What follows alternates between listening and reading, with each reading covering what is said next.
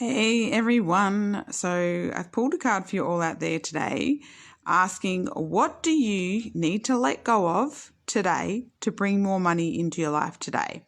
And the Two of Wands came through, and straight away when I pulled this card it said indecision.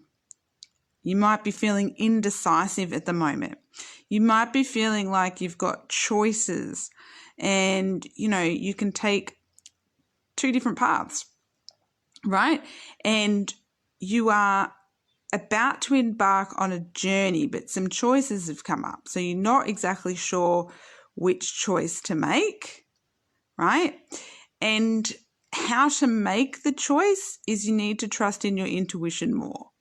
So you need to connect with the intuition, to that gut instinct of which path to take, which creative endeavor to embark on.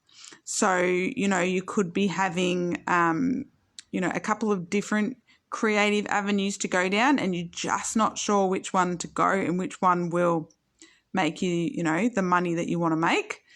And so you're just a little bit in that head and indecisive.